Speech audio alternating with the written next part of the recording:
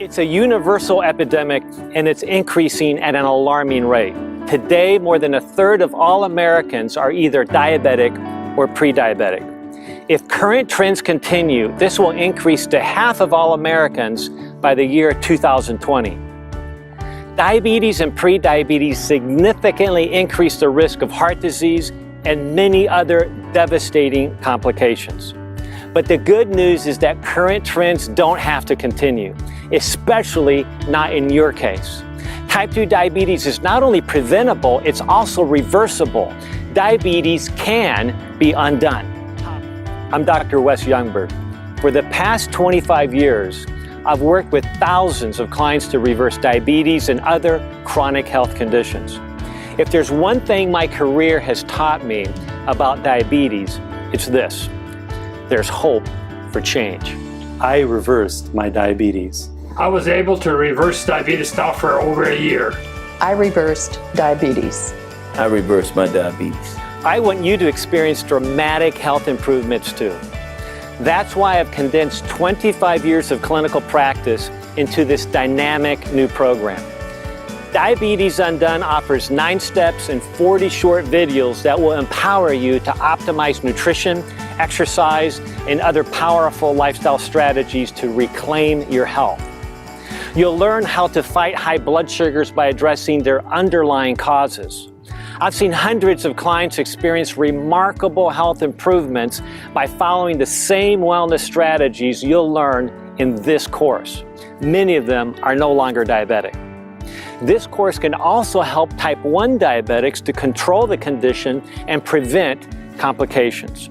Even better, the same strategies that fight diabetes also effectively combat heart disease, obesity, cancer, autoimmune disease, and many other health conditions. This course isn't just about diabetes. It's about experiencing optimal wellness in every area of your life: body, mind, and spirit. I'm confident that the strategies you'll learn will make a lasting impact in your life. So let's get started. Today is the first day of your new health story.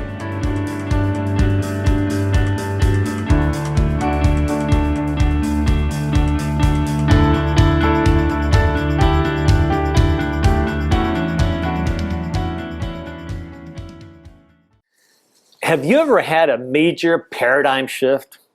Your entire life you held a certain belief or opinion, only to discover it just wasn't true? A paradigm shift occurs when the usual and accepted way of doing or thinking about something changes completely. It's a radical 180-degree turn from one way of thinking to another. When I was 24, I thought I was the healthiest person I knew. I was very athletic, I worked out regularly, played basketball, ate a vegetarian diet, and tried my best to make good health choices. I was studying nutrition at the time and felt like I had my health under control, until the day I got my cholesterol tested.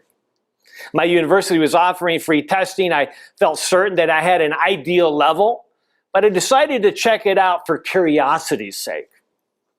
When the results came back, I was shocked. Despite my inflated health ego, my cholesterol was 244. This placed me at a significant increased risk for developing heart disease. My numbers were off the chart, and I was only 24 years old. That was a paradigm shift. It was the first time I realized that my body wasn't invincible. Something was missing in my health plan. I wasn't the wellness superstar I had imagined. Even though this experience was humbling for me, it was also very valuable. I looked for the missing links in my health plan and discovered that I needed to be more careful about my food choices. I had been eating a higher fat diet, high cholesterol diet full of cheese, eggs, dairy, junk food. These foods were vegetarian, but they weren't healthy. They were driving my cholesterol through the roof. I quickly made changes to my diet, and soon my cholesterol came down. 30 years later, I'm still grateful for that paradigm shift. Because my paradigm changed, I was able to take action to reclaim my health. Not long after my cholesterol incident, I had another paradigm shift. This time it was about diabetes. It was 1985 and I was sitting in a medical lecture by Dr. James Anderson, who was a leading expert in diabetes research and treatment. Dr. Anderson was discussing the dramatic changes his diabetic patients had experienced. He had taken hospitalized type 2 diabetic patients with poorly controlled blood sugars and simply changed their diet from the standard American diet to a diet high in fiber and plant-based foods. Within weeks, the patients experienced dramatic improvements. Their need for insulin and oral medications dropped anywhere from 75 to 90%. Many patients improved so much that they no longer fit the diagnostic criteria for diabetes. I could hardly believe my ears. I had always been taught that diabetes was incurable, that diabetics would struggle with the disease for the rest of their lives. But this respected physician and researcher was sharing case after case of patients who had reversed their type 2 diabetes completely. Sure, they needed to continue their healthy habits so the disease wouldn't return. But the point is that they didn't have diabetes anymore. That was the beginning of my diabetes paradigm shift.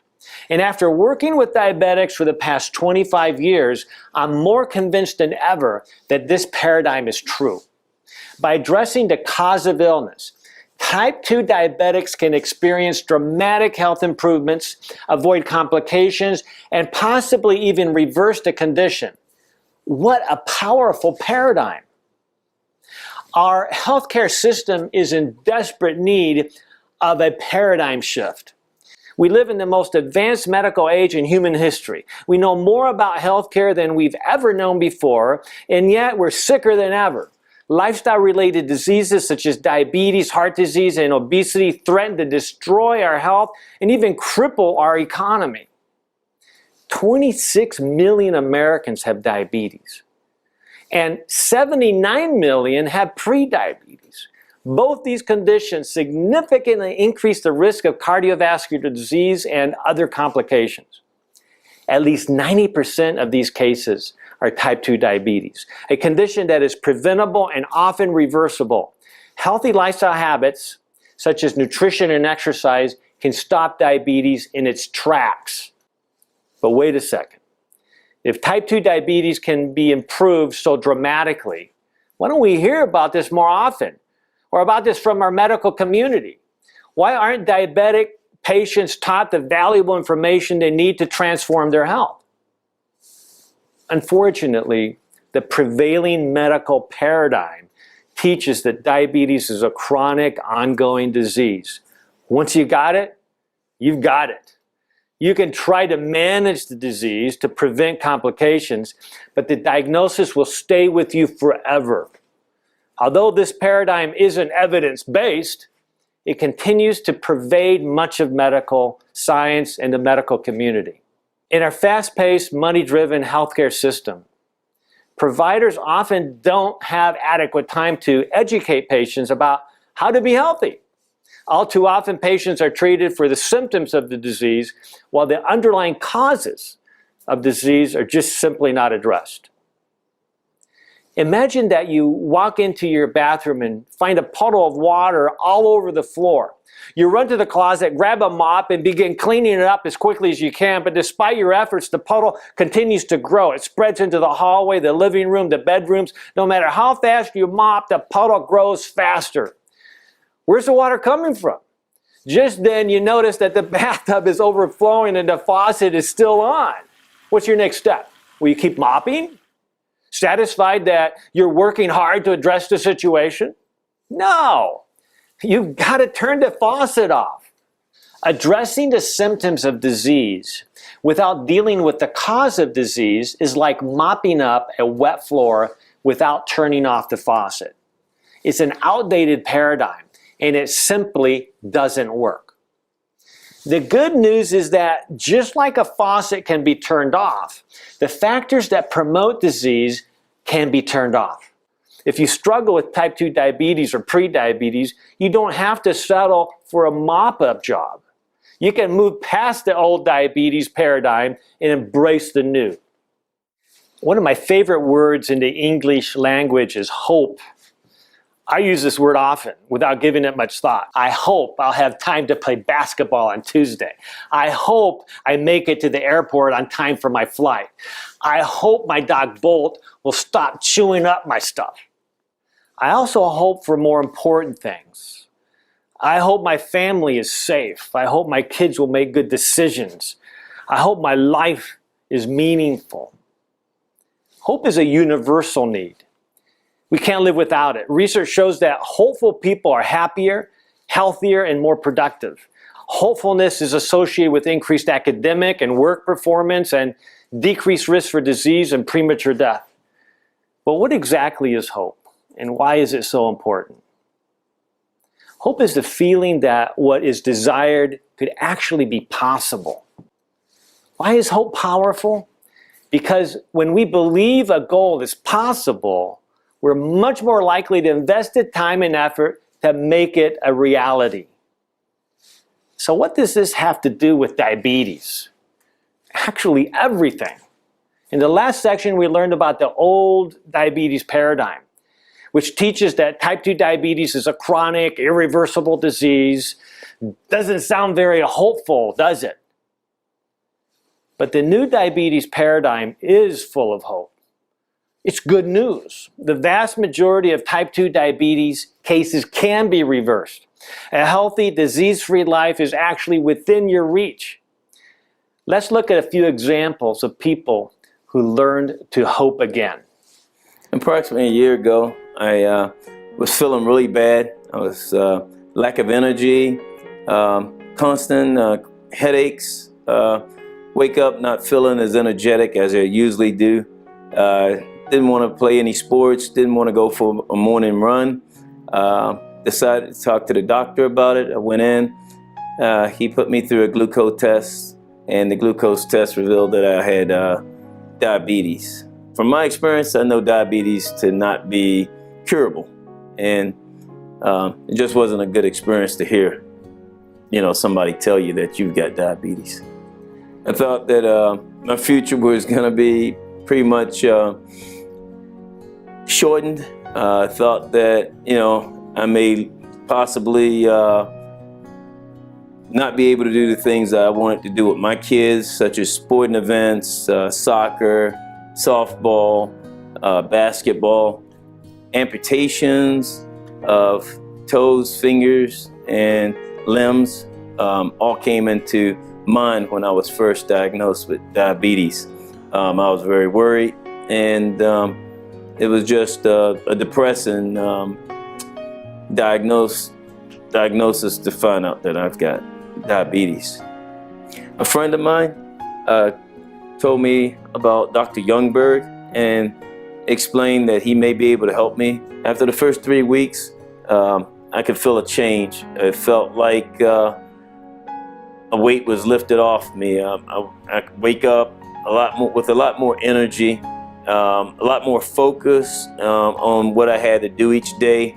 After 3 months of meeting Dr. Youngberg, my diabetes was reversed, and I was told by one of my doctors at the VA that I'm no longer diabetic. I've been feeling better ever since. My blood sugars used to run over 390 after meals. Now they're running approximately 110. My hemoglobin A1C was 8.3, and it's now 5.7. I eat a lot more fruits and vegetables today rather than what I used to eat. I used to eat a lot of processed foods. I enjoy going for a daily run, and it's working out a whole lot better. I have more energy and stamina to finish the run, and don't have the weekly ailments that I was having prior to following Dr. Youngberg's guidance.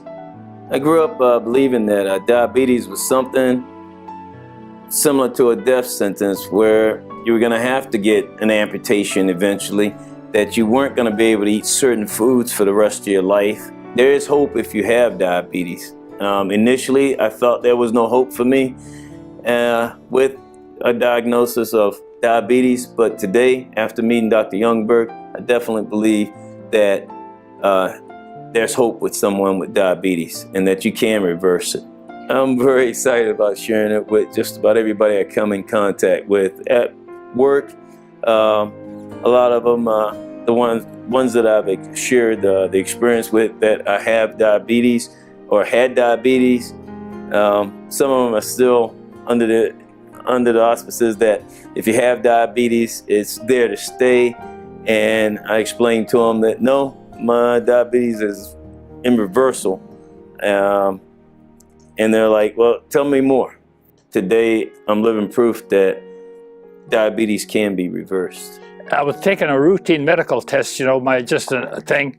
And for the first time, the doctor, my primary doctor says, I think you're diabetic. So we take further testing, and sure enough, I was a full-blown diabetic. My primary doctor said, oh, we could take care of that with medications and all so forth. Well, after reading that book, I said to myself, no, I'm not going to do that. I'm going to try this lifestyle medicine way. And I think it's been providential that God put me in touch with Dr. Youngberg. Sure enough, he did all these extensive tests and put me on a new program of what I need to do. And really, it's quite simple things that we had to do. It just made all good sense. So it wasn't a hardship at all, as far as I was concerned. 6 months later, after the started all that, I was declared non-diabetic. I reversed it. And since then, I just had the extensive test just about 2 months ago, and I'm still not a diabetic or pre-diabetic. And that alone is the reward. And I'm eternally grateful. There's no question about it. Now, I've been without diabetes for a year and a half, and there's no question about it. I've enjoyed better health. I've reversed the diabetes. I've lost weight. My cholesterol is, in fact, the last test I had, it was only 112. And I've been focusing on the good stuff. I mean, to see the results that I've been getting versus I have to do this and I have to do that and I have to do this other things. Instead of focusing on what you have to do, is focus on what results that you get and the benefits of it. Right after I eat breakfast, we're on our walk. Just like this morning, and it's about an hour. And once it becomes a habit, it's much easier, you get used to do different things. I've never tried to lose weight, but I've lost, since then started, I've lost 45 pounds. So I'm back to about my fighting weight. I have a lot more energy now. Very seldom do I want to take a nap any longer. I used to have to, almost every day take an hour or so nap. Well, very seldom I take a nap anymore. I just don't feel like it. I just feel I have the energy, and what I've done is no great thing, I think, but it's a great thing to me though.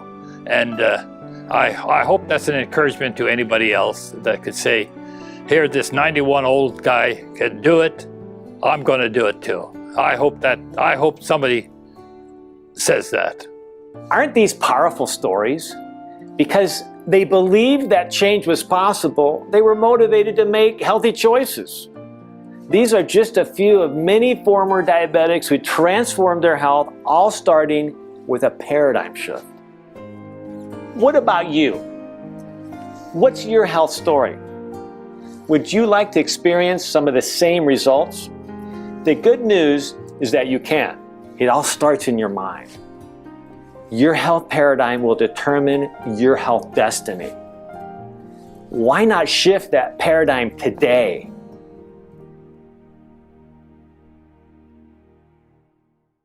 So what exactly is diabetes? How does it work? And what effect does it have on the body? Before we continue in this course, we need to make sure to have a clear understanding of the diabetes disease process. Diabetes occurs when a person has high blood sugars for so long that they eventually cause significant health complications if not corrected. Diabetes is a disease of high blood sugar. But why is there sugar in our blood? And how do blood sugar levels get high? When you eat something, your digestive system takes the carbohydrates from your meal and breaks them down into glucose. Glucose is a sugar that provides energy to every cell in your body. It's essential for life. Once glucose is ingested, it enters the bloodstream. The blood transports the glucose to your cells to give them energy. However, glucose can't enter the cells by itself. The cells must be unlocked before glucose can enter. That's where insulin comes in. Insulin is a hormone produced in the pancreas. It acts like a key, unlocking cell membranes and allowing the glucose to enter. Once the glucose enters the cell, it provides energy to keep the cell going. As glucose molecules leave the bloodstream and enter the cells, the blood sugar level goes down. Your body knows that sometimes you will need glucose, but won't be around food. That's why it stores extra glucose in the liver and muscles in the form of glycogen. When blood sugar levels are low, the glycogen in the liver can be converted back into glucose and sent to the cells for energy. This process repeats itself continually. Healthy bodies are designed to maintain healthy blood sugars. When the blood sugar is high, the pancreas releases insulin to send the sugar into the cells, which lowers the blood sugar. When the blood sugar is low, your body sends hunger signals, hoping you will eat. If food isn't available, the liver can release glucose into the bloodstream, which raises the blood sugar. Diabetes occurs when something in this process goes wrong, causing seriously high blood sugars. Let's examine the most common types of diabetes. Type 1 diabetes occurs when the pancreas is damaged. This can be caused by a virus or an autoimmune reaction, which occurs when the body accidentally destroys its own cells while trying to protect itself from an infection or a foreign substance. Because the pancreas is damaged, it is no longer able to produce insulin. Without insulin, glucose in the bloodstream has no way of entering the cells. It quickly builds up, causing high blood sugar. This can cause serious health complications if it isn't addressed quickly. People with type 1 diabetes must take insulin injections for the rest of their lives to control their blood sugars. Type 1 diabetes accounts for 5 to 10% of all diabetes cases. It's usually diagnosed in children and young adults. Type 2 diabetes is a different story. Type 2 diabetics are able to produce insulin, but their cells become resistant to it. They don't want to allow glucose in, so they make it more and more difficult for insulin to unlock them. This is called insulin resistance. Because the glucose can't enter the cells, it builds up in the bloodstream, causing high blood sugars. We'll learn more about insulin resistance in an upcoming session. Type 2 diabetes is the most common form of diabetes and accounts for about 90% of diabetes cases. As we learned in the last session, both type 1 and type 2 diabetes can be diagnosed with any one of the following criteria. First, a fasting blood sugar of 126 or higher. Second, a random blood sugar of 200 or higher accompanied by classic diabetic symptoms such as increased hunger, increased thirst, weight loss, excess urine, etc. Thirdly, a blood sugar of 200 or higher 2 hours after a glucose tolerance test. And finally, a hemoglobin A1C blood test of 6.5% or higher. We'll learn more about these tests in an upcoming session. Almost 26 million Americans are diabetic, and at least 79 million are pre-diabetic. This means that 1 in 3 Americans has diabetes or pre-diabetes. By the year 2020, half of all Americans are predicted to have diabetes or prediabetes. Just like type 2 diabetes, prediabetes is characterized by insulin resistance and high blood sugars. However, in prediabetes, blood sugars are not yet high enough to meet the diagnostic criteria for type 2 diabetes. But don't let the name fool you. Prediabetes is dangerous. In fact, prediabetes doubles the risk of heart disease whether it progresses to type 2 diabetes or not. Gestational diabetes is another form of diabetes that can occur during pregnancy, threatening the health of both mother and baby. Latent autoimmune diabetes, also known as LADA, shares similarities with both type 1 and type 2 diabetes. We'll discuss this more in an upcoming session. Let's review what we've learned. Diabetes is a disease characterized by high blood sugars. Insulin is a hormone that helps regulate blood sugars by unlocking the cells to allow sugar in. Type 1 diabetes occurs when the body stops producing insulin. Type 2 diabetes occurs when the body becomes resistant to insulin. And prediabetes is essentially an early form of type 2 diabetes. In this course, we will focus primarily on type 2 diabetes and prediabetes. Both these conditions are significantly impacted by lifestyle factors and can usually be reversed. Our course will focus on lifestyle strategies that will prevent, reverse, or improve prediabetes and type 2 diabetes. Throughout the rest of this course, when I mention the word diabetes, unless I clarify that it's type 1, I will be referring to type 2.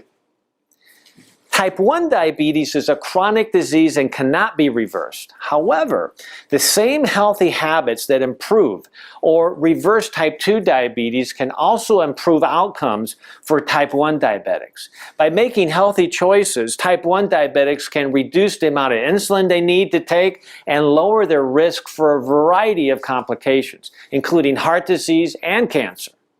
So the information in this course is valuable for all diabetics. But it doesn't stop there.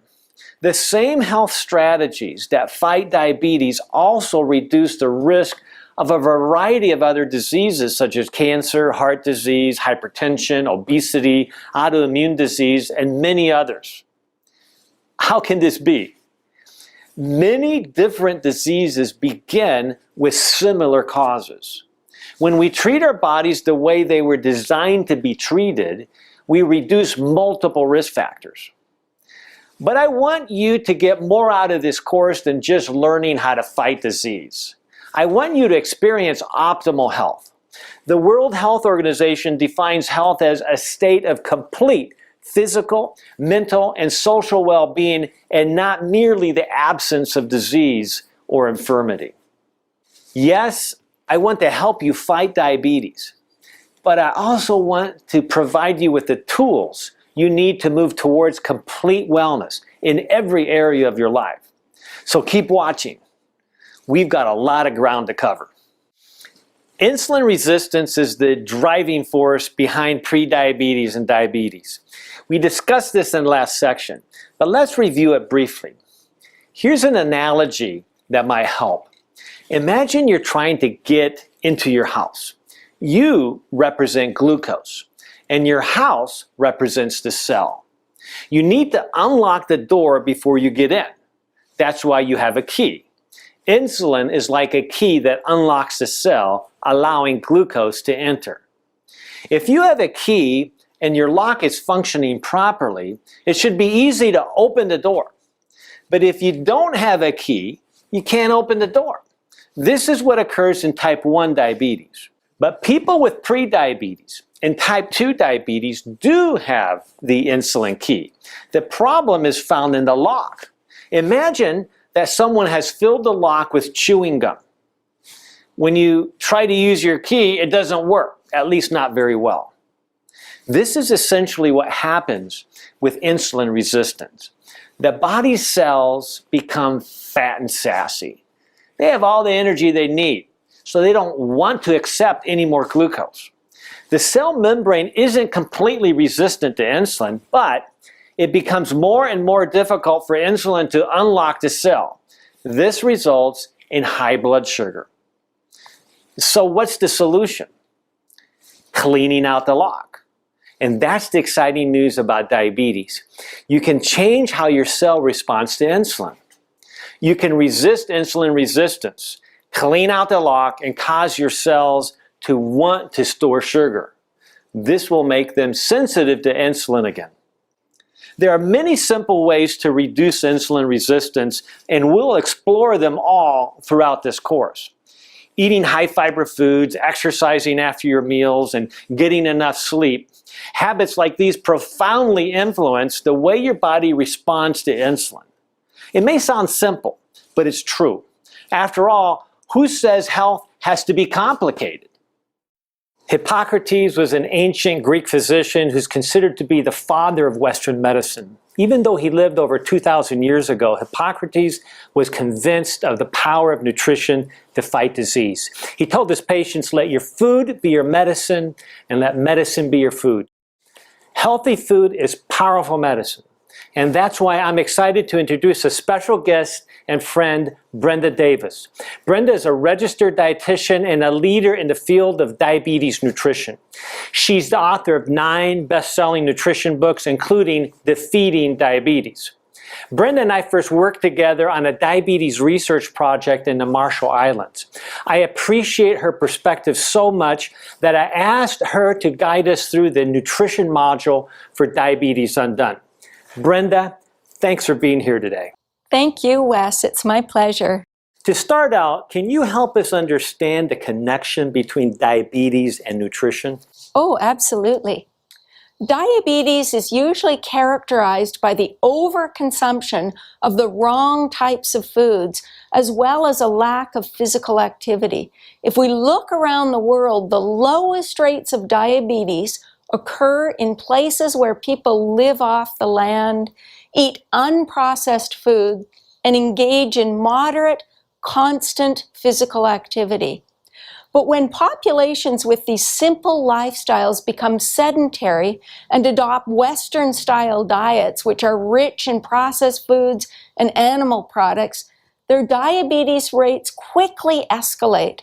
For example, the Pima Indians in Arizona, the Micronesians on the island of Nauru, and the Marshallese in the Marshall Islands used to be essentially free of diabetes and obesity.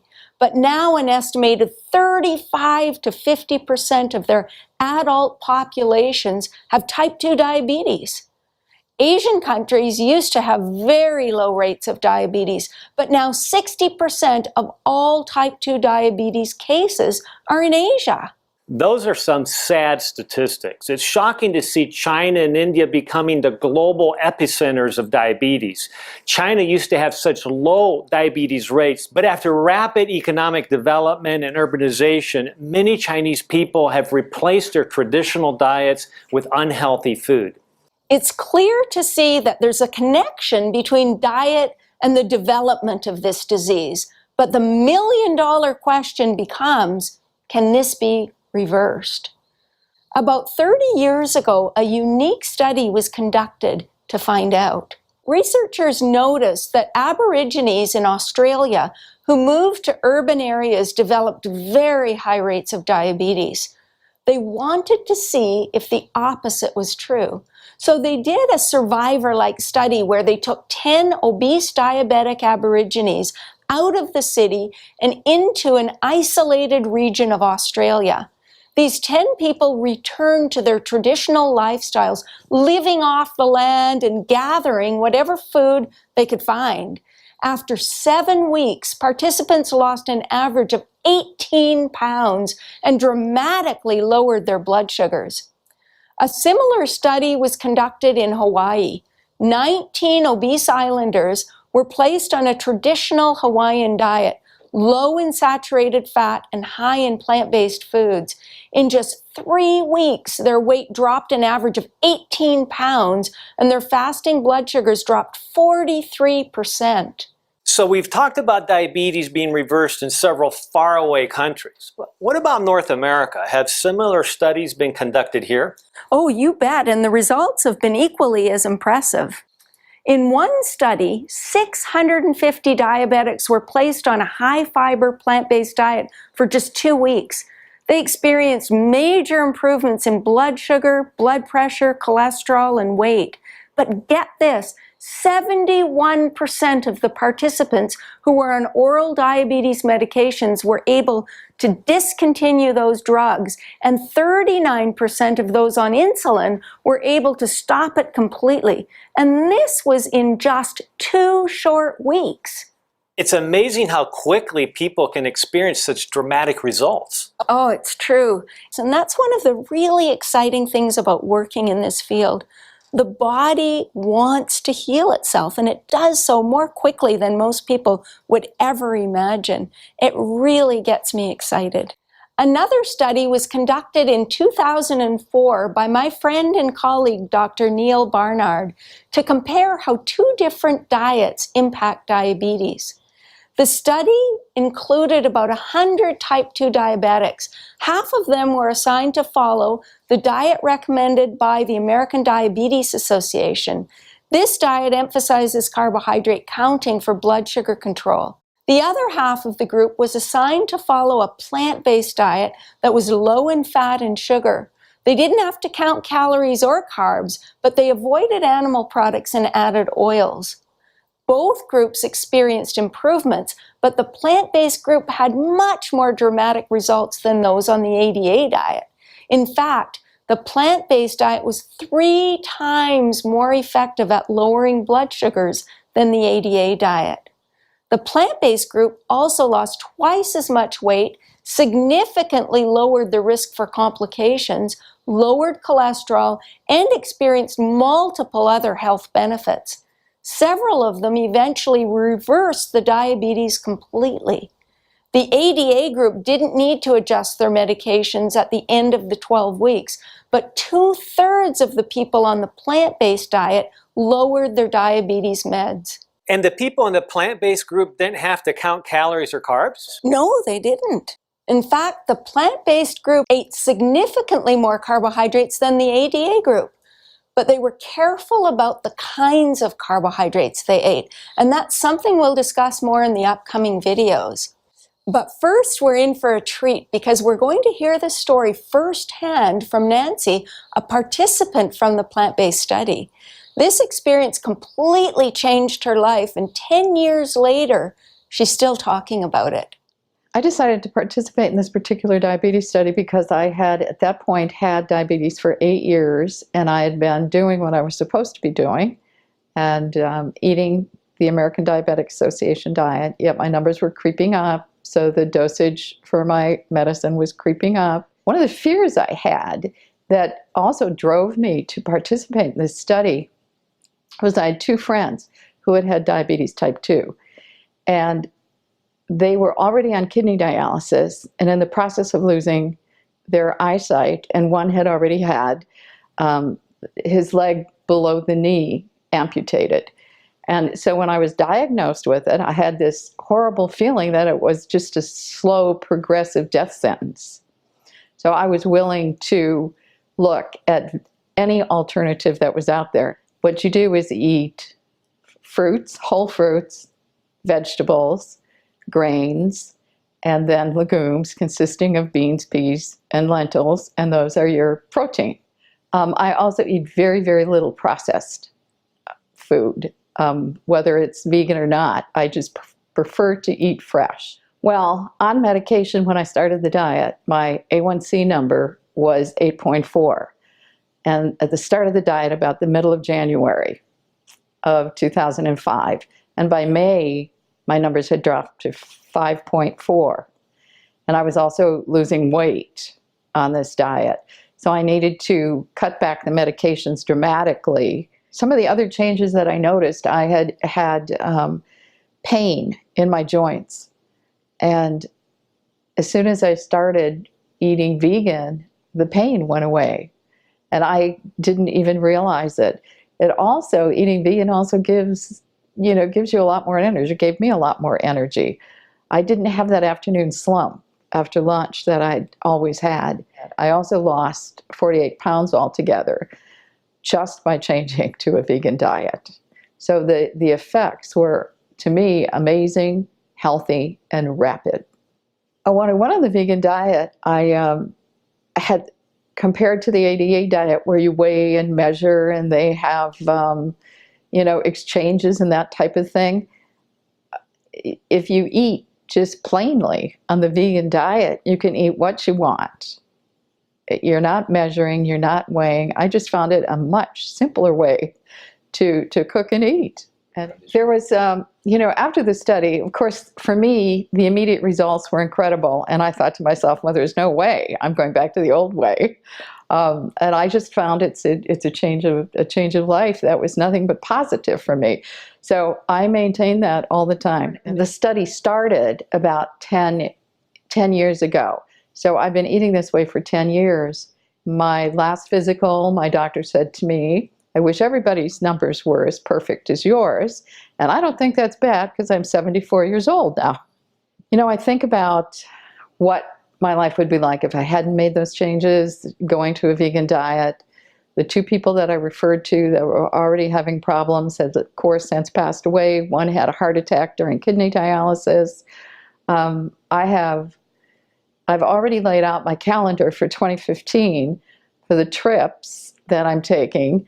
And I don't think I would be able to do that if if my eyesight was going, if I'd had to go on kidney dialysis, if I'd lost a limb.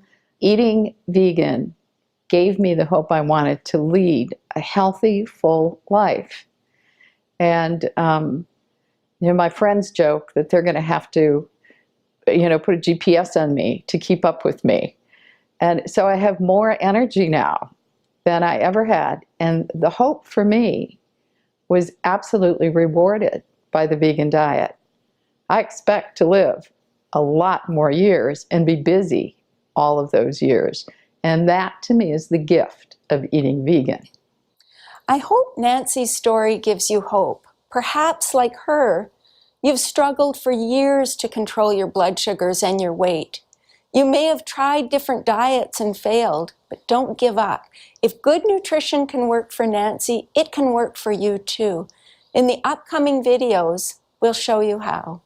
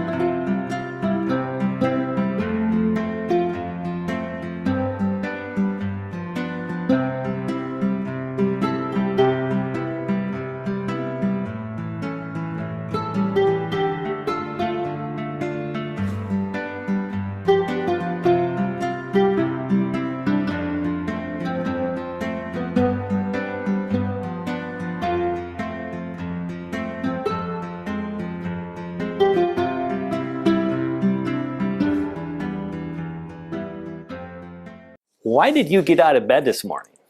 What motivated you to wake up and begin the day?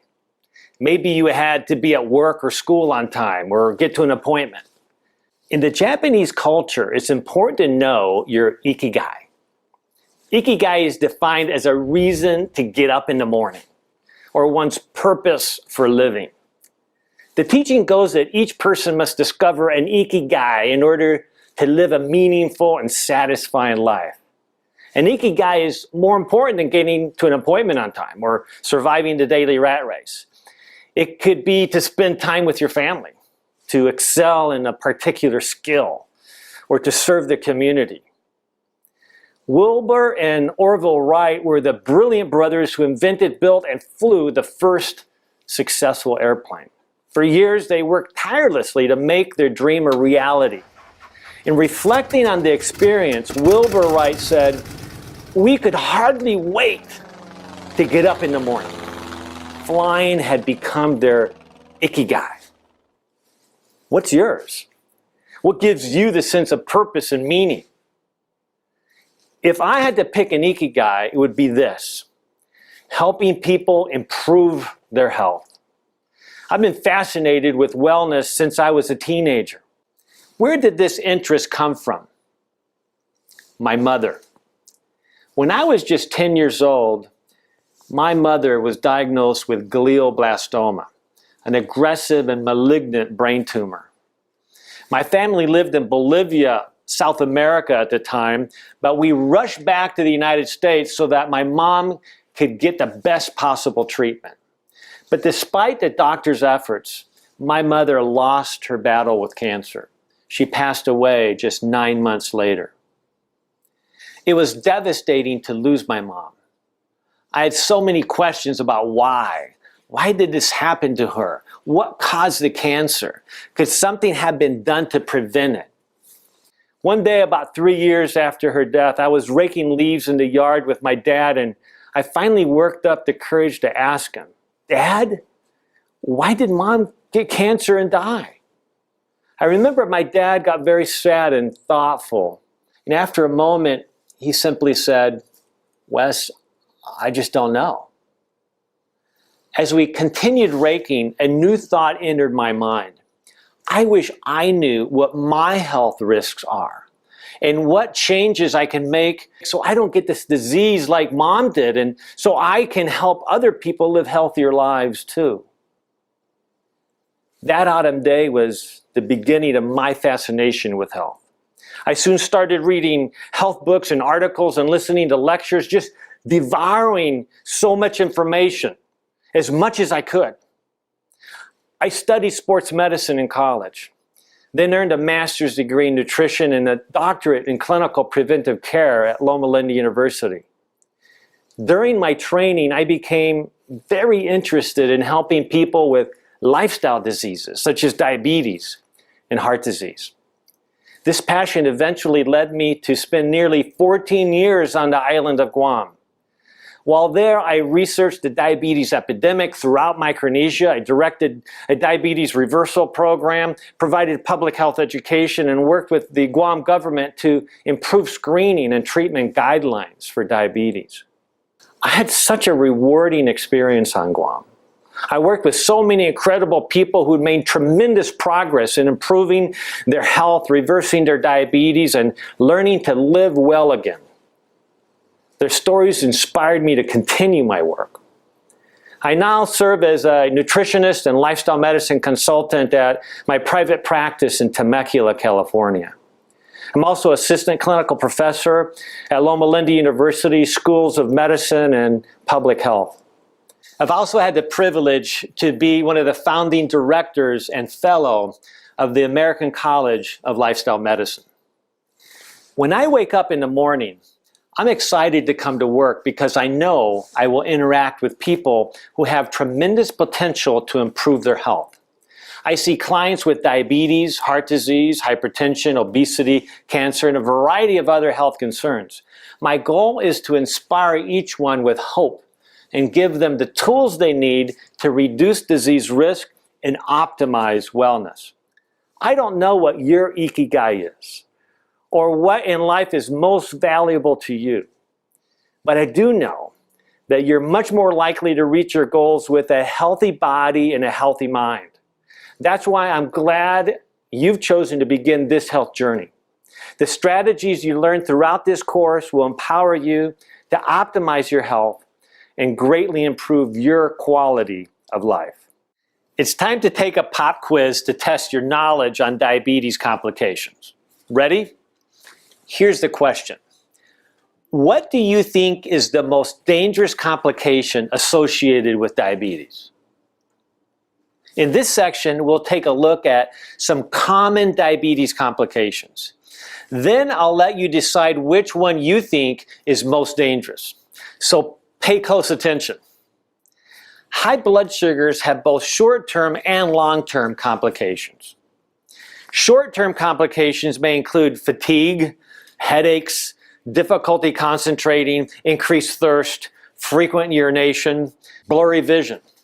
Uncontrolled blood sugars can lead to medical emergencies such as diabetic ketoacidosis and hyperosmolar hyperglycemic non-ketotic syndrome. Left untreated, these conditions can cause unconsciousness and even death. But for most people with prediabetes and type 2 diabetes, the long-term complications are even more dangerous. Many diabetics don't even realize that they have a problem until the disease is far progressed. That's why you shouldn't wait for short-term symptoms before you get tested for diabetes. Long-term complications can be devastating. Chronically high blood sugars cause silent damage to the body for years and even decades before the effects are felt. Let's take a look at 8 long-term complications of diabetes. Kidney failure. The kidneys are very important organs. They filter out toxic substances from the blood and excrete them through the urine. Over time, chronically high blood sugars damage the delicate filters of the kidneys. As the kidneys lose their filtering ability, toxic waste build up in the bloodstream. People in kidney failure must use a dialysis machine several times a week to filter their blood externally. Diabetes is the leading cause of chronic kidney disease and failure. 26 million Americans suffer from chronic kidney disease. 30% of type 1 diabetics and 30 to 40% of type 2 diabetics will eventually develop kidney failure or end-stage kidney disease requiring dialysis. Vision loss and blindness. Diabetes also affects eyesight.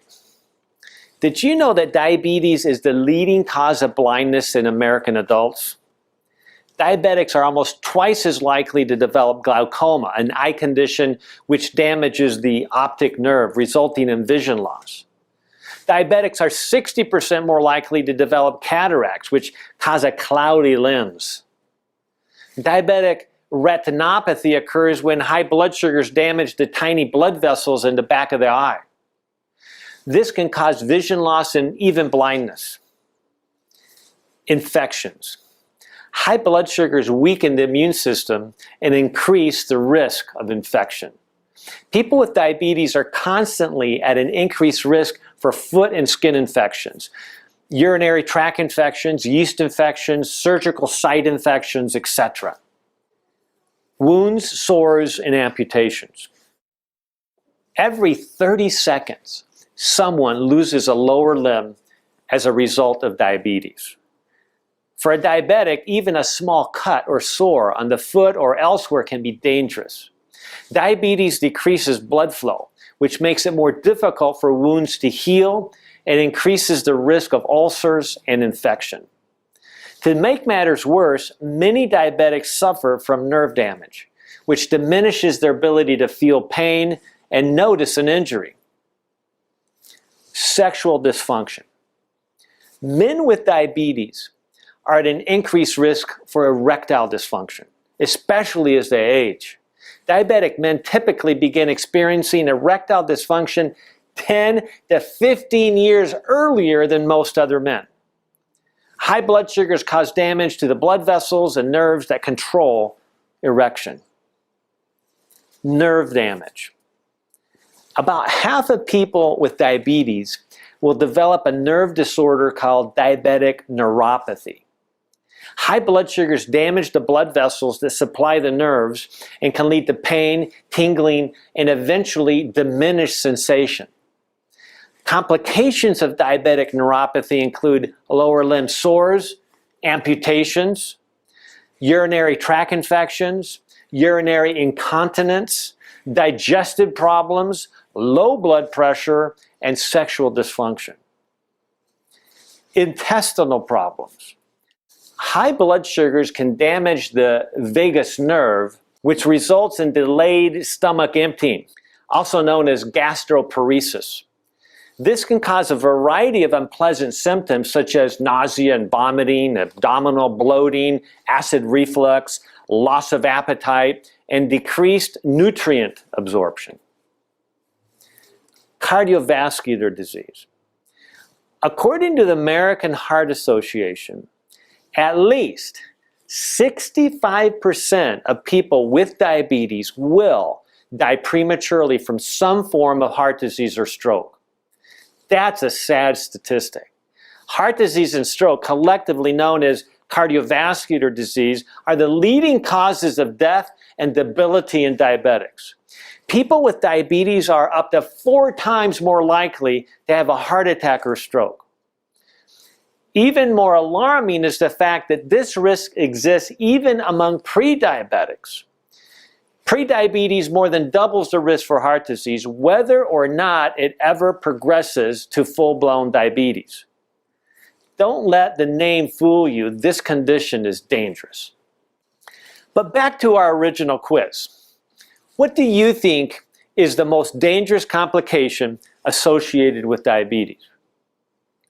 When I lecture on diabetes, I often ask my audience this same question. They usually respond with kidney disease or neuropathy or amputations. These complications can certainly be devastating, but in my opinion, the most dangerous complication associated with diabetes is cardiovascular disease. When we fight against diabetes, we are fighting to protect the heart. Remember, 65% of diabetics will die prematurely from a heart attack or stroke. Prediabetes alone more than doubles the risk of heart disease. The obvious conclusion is that managing or reversing diabetes isn't just about blood sugars, it's about your heart. The good news is that the lifestyle strategies found in this course will greatly reduce your risk of cardiovascular disease, as well as all diabetes-related complications. As we've discussed, diabetes complications cause damage all throughout the body. But it's important to remember that these complications are like the tip of the iceberg. Underneath the symptoms that can be seen or felt, there is a hidden disease process that most likely has been progressing for years and even decades. We can't improve diabetes by alleviating symptoms. We must treat the cause. In the next section, we'll go underwater, so to speak, to examine the rest of the iceberg, the hidden causes of diabetes. I still remember December 8, 2002, the day Super Typhoon Pongsangwa hit Guam. Living in an island paradise has its perks, but it doesn't come risk-free.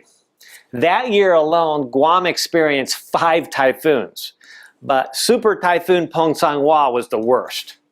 This powerful storm with wind gusts of 173 miles per hour destroyed 1,300 homes and many other buildings and left us without power for weeks.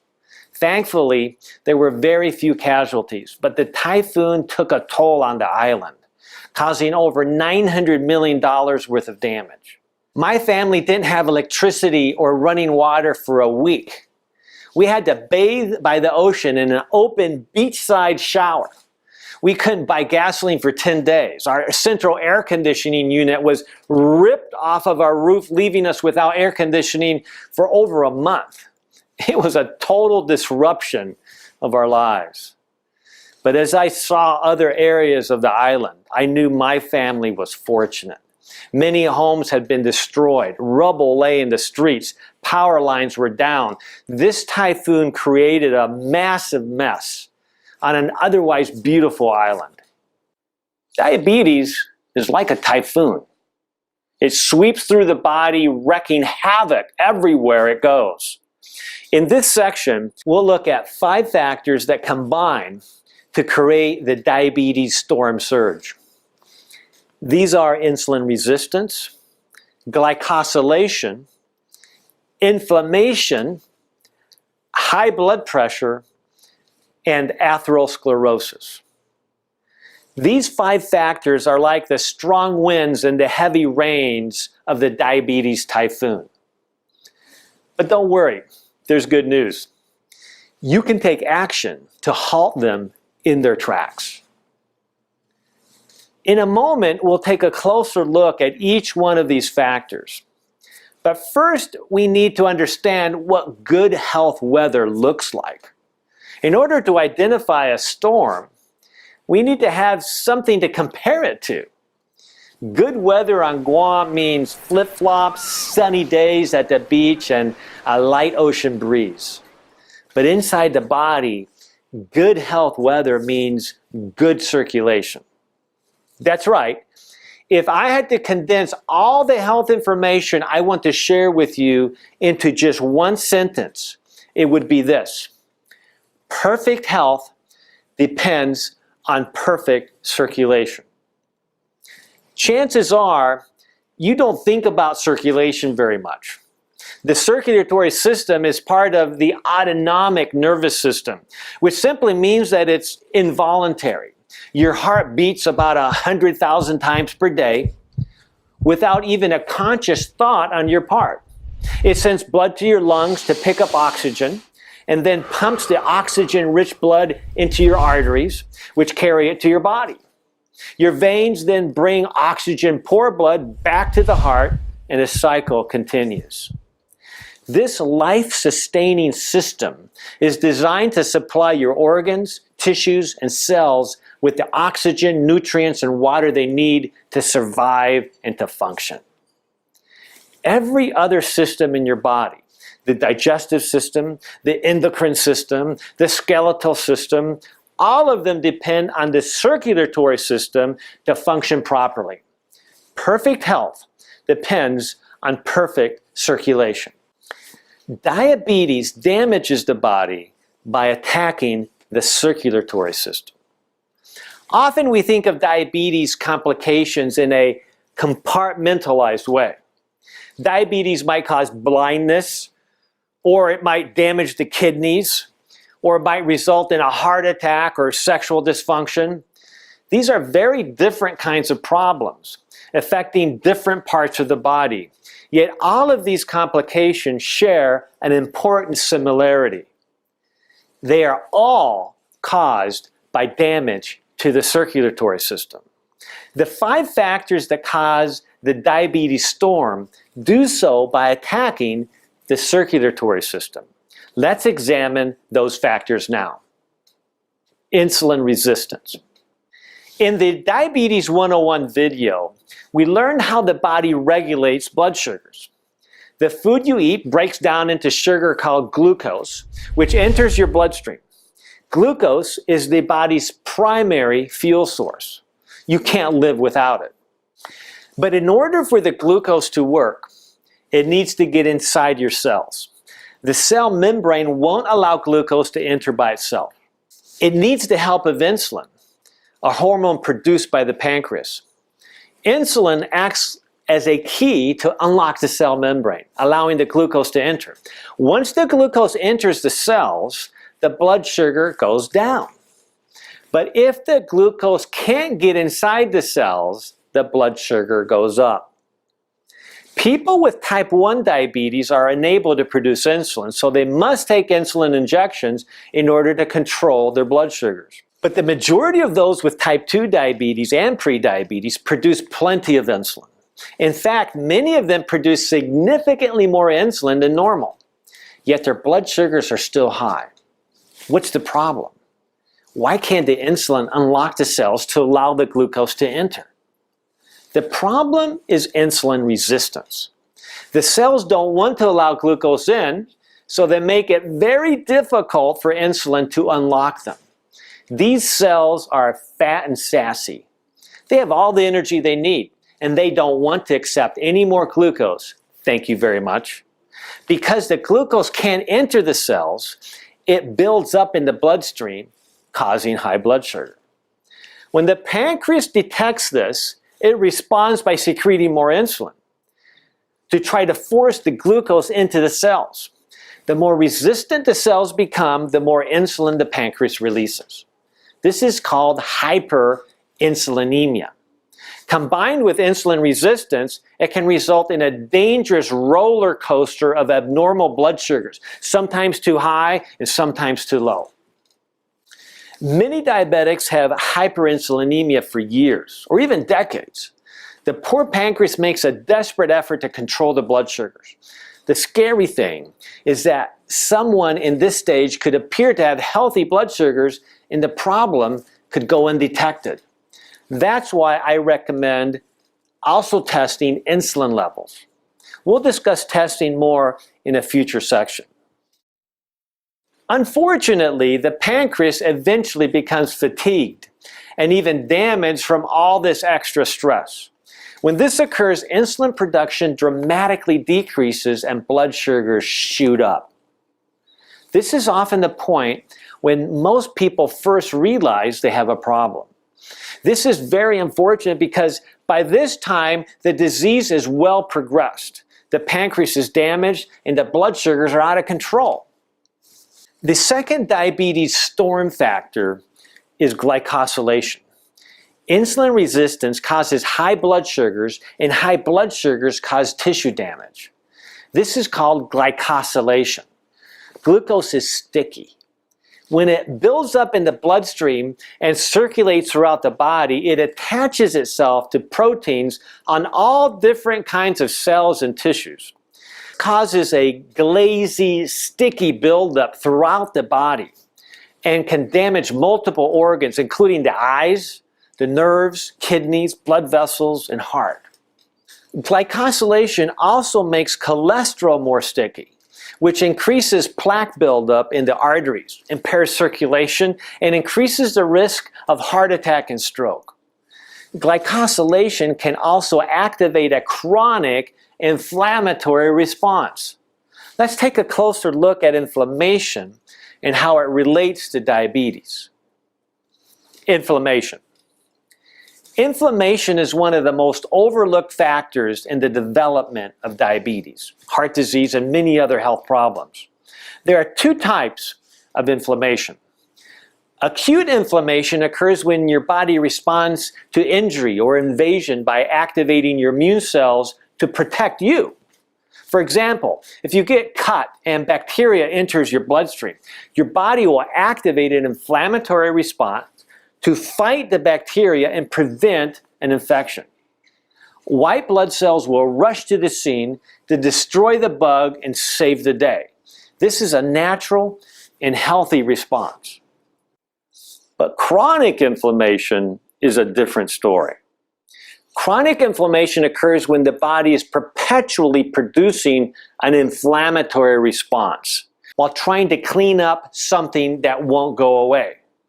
In an attempt to protect the body, chronic inflammation actually damages the body.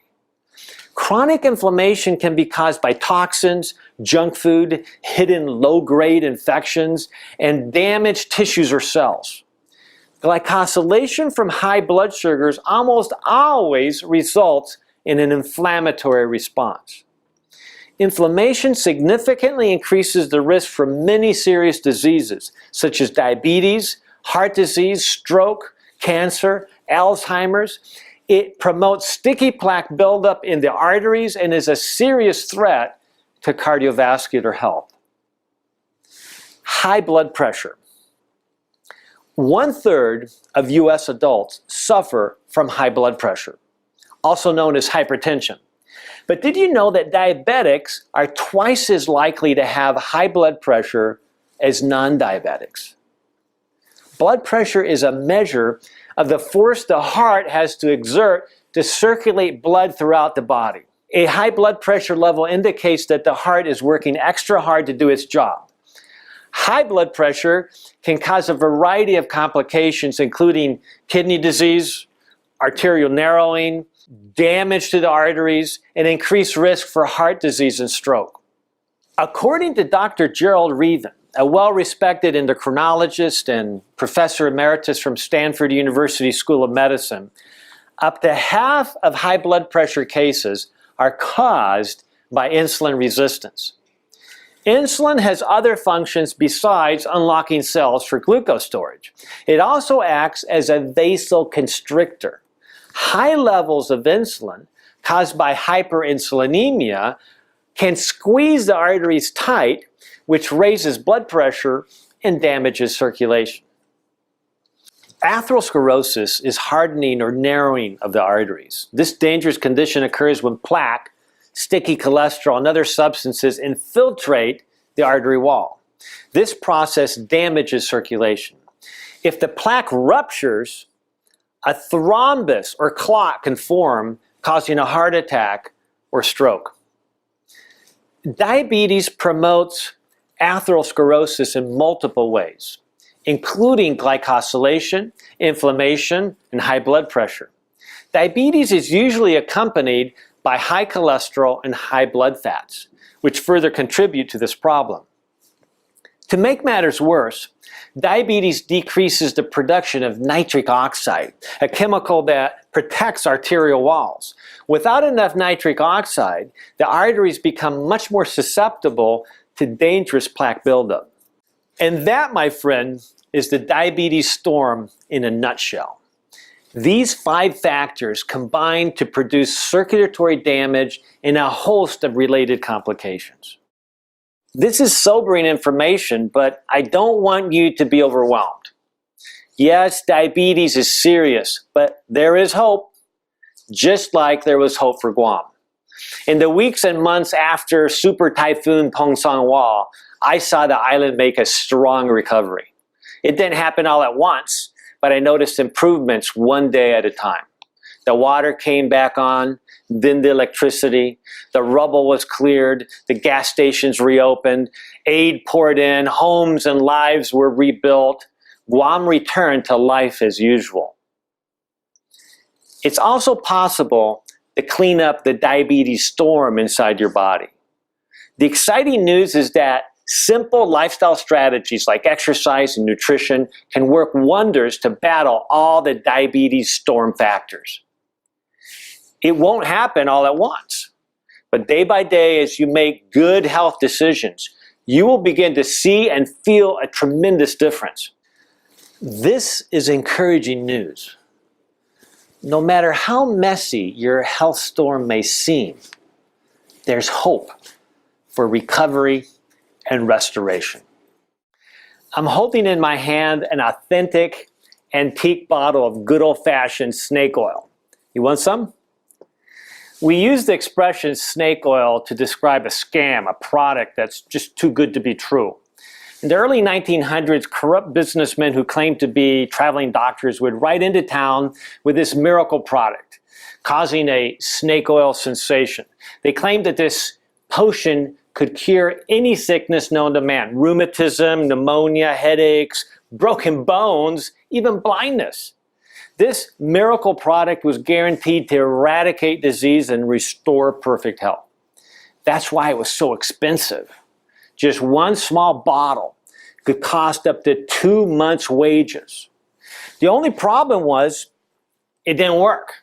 Hundreds of deceived customers wasted their hard-earned money to purchase the oil, only to find out it was a scam. But the traveling doctors would sneak out of town before justice had time to catch up with them. The snake oil scam can teach us an important lesson about human nature. We like quick fixes. We want easy solutions to our problems, and we want them now. This is especially true in healthcare. We wish our doctors could do magic tricks or prescribe special pills or potions to make all our health problems just go away. We wish there was a vaccine or a pill that could prevent every disease. But that's not how life works. In healthcare, just like in every other discipline, the best way to solve a problem is to address the root cause. I believe that the single most powerful thing you can do to improve your health is to learn to trace from cause to effect. Once you understand how your daily health choices either promote or prevent disease, you will have the tools you need to take charge of your health. The solution for type 2 diabetes and prediabetes isn't found in a magic bottle or capsule. Sure, medications can help and are sometimes very important, but a true and lasting cure can only come from addressing the cause. Perhaps that's why there's so much confusion as to whether or not there's a cure for type 2 diabetes. In previous videos, you've heard the stories of people who have been able to reverse this condition by making simple lifestyle changes. These people now maintain normal blood sugars without the need of insulin or oral diabetes medications. They no longer fit the diagnostic criteria for diabetes. However, some organizations and healthcare professionals continue to claim that there's no cure for type 2 diabetes. If you're a diabetic, you may have been told that you will have this disease for the rest of your life. How can you make sense out of this? Is there a cure or not? Well, yes and no. It depends on what kind of cure you're looking for. Is there a vaccine for type 2 diabetes? No. A new medication that will make it go away forever? No. A special kind of snake oil designed exclusively for diabetics? No. In that sense, there is no cure. The World Health Organization can't eradicate diabetes the way it eradicated smallpox. But what does it really mean to cure something? The dictionary defines cure as, first, to restore health.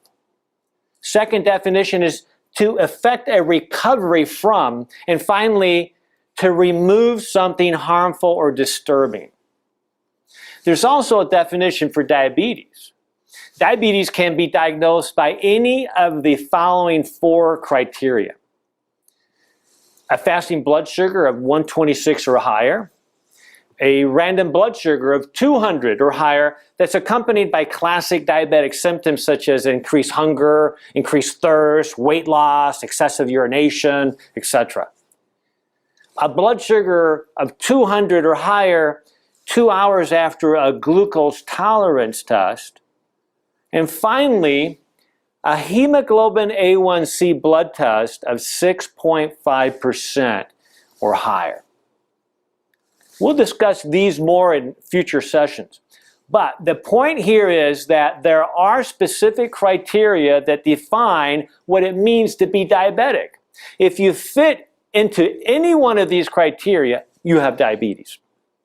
But what about people who have improved their health so much that they no longer fit these diagnostic criteria for diabetes? Are they still diabetic? I don't think so. Imagine that a man named Keith set up a consultation with me for help losing weight. At 5 foot 10 inches tall and 260 pounds, Keith is obese. He knows his health is at risk and he desperately wants to change. After listening to Keith's concerns, I tell him, well, Keith, I know you're really discouraged about your weight, and I want you to know that you can make some improvements to manage the situation. However, you need to understand that you will always be obese. Obesity is a lifelong illness. No matter how much weight you lose, even if you reach a normal weight, you'll still be obese. How do you think Keith is going to respond? He would think I was crazy, and he would be right. There are certain criteria that define what it means to be obese. A person who meets those criteria is considered obese. A person who does not meet those criteria is not. Saying there's no cure for diabetes is like saying there's no cure for obesity. There are specific blood sugar criteria that define diabetes. When a person's blood sugar meets these criteria, they are considered diabetic. But if that person is able to improve their health so much that without medication, their blood sugars no longer meet the diagnostic criteria for diabetes, they're no longer diabetic. Now, this doesn't mean that people who reverse their diabetes don't need to be careful anymore. Just like somebody who loses weight needs to continue making careful decisions to maintain a healthy weight, a person who has type 2 diabetes or prediabetes needs to be extra careful to take care of their health so that the blood sugar problems don't return. But although the risk of relapse is always there, a full recovery is completely possible. Does that mean that anyone with type 2 diabetes can be cured? That's an important question. There's some people who have sustained so much damage to their bodies from chronically high blood sugars that they will always need to use some insulin. However, these individuals will still benefit greatly from following sound health principles. In fact, they can significantly reduce the amount of insulin that they need. But the good news is that the vast majority of people with type 2 diabetes have the potential to experience complete reversal. Most likely, this means you. How is this possible? Not through a snake oil sort of solution, but through a serious and lasting commitment to make your health a priority every day. You can experience the cure by learning to treat the cause. It's time for a quick lesson in muscle psychology. Let's pretend for a moment that muscles have thoughts and feelings that influence how they behave. You've already learned that insulin resistance occurs when muscle cells don't want to accept glucose for storage. They're already full of energy and don't want more. When this happens, the muscles are feeling stubborn and sassy. They're unwelcoming and don't want to allow the glucose in. This causes high blood sugar, which damages the body in many ways. The good news is there's a powerful strategy that can literally change the muscle's attitude and actually make it friendly towards glucose. It can help stop insulin resistance in its tracks. What is it? Exercise. Did you know that getting regular exercise could prevent 30 to 50% of all new diabetes cases?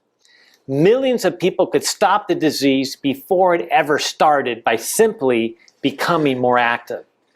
Not only can exercise help prevent diabetes, it can also help reverse it. Physical activity turns stubborn, sassy muscle cells into what I like to call lean, mean, sugar-burning machines. Exercise can lower blood sugar levels in the short term and hemoglobin A1C levels in the long run. This dramatically improves diabetic outcomes. When you exercise, your muscle cells naturally require more glucose for energy. They become more sensitive to insulin. They stabilize blood sugars. Although many medications try to force glucose into the cells, exercise actually addresses the root cause of the problem. But the health benefits of exercise extend far beyond diabetes or prediabetes. Exercise can also help you maintain a healthy weight, lower your blood pressure, reduce your risk of heart disease, stroke, osteoporosis, Alzheimer's, cancer, and many other diseases. Strengthen your bones and muscles, prevent falls, and improve your self-image, mood, and mental health. But don't take my word for it. Let's look at a story of how powerful exercise was for Mario. I was diagnosed with diabetes at the age of 35. Being a physician, this was a major shock for my life. I had realized that I had contracted a disease that for many years I had been treating. I was angry, my mood changed, ultimately it affected my marriage. After that anger wore off, I was able to start to make some healthy lifestyle changes, including exercise and a plant-based diet. And one of the dramatic things I noticed is that my blood sugar would fall after exercises. All the insulin and all the medications weren't able to do what exercise was able to do for me. At one point, I was able to check my blood sugar before and after, and I noticed my blood sugar dropped from 270 to 150 after an exercise session. After about a month of exercising, I was able to stop my insulin altogether. And shortly after 3 months, I was also able to stop my oral medications. I no longer fit the criteria for diabetes. I also lost 60 pounds. It was hard for me to believe, but I was now running half marathons. I was running triathlons. My mood improved, my energy level improved, and I noticed, for once in my life as a physician, I found something more powerful than a knife and more powerful than a medication, and that new pill was exercise. If you're struggling with diabetes or pre-diabetes, I know what you feel like. I'm a physician that treats diabetes, but I'm also a previous diabetic. I understand the power of hope. Many times you are led to believe that your diabetes is something for life. The truth is that with your lifestyle choices, including exercise and a plant-based nutrition, you can reverse your diabetes and you can get your life back. I want you to experience the same exercise benefits that Mario did. In the next few videos, I'll show you how to use exercise to control your blood sugars, optimize your health, and make you feel fantastic. You already know that healthy meals help control your blood sugars. But did you know that what you do right after you eat also makes a big difference? It's true.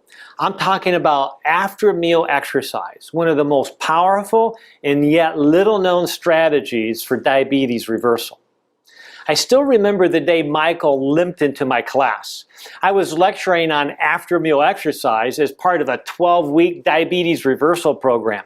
Michael was joining the program late. He slowly entered the room with his walker. I could tell it was painful for him to move. It took several minutes to get to the nearest seat and sit down. As I continued to lecture, I thought to myself, if anyone has an excuse not to exercise, it's this guy. He can barely make it across the room. But Michael surprised me. Just 3.5 weeks later, I reviewed his labs. His fasting blood sugar had dropped from 279 to 90. His hemoglobin A1C dropped from 10.8 to 8.2.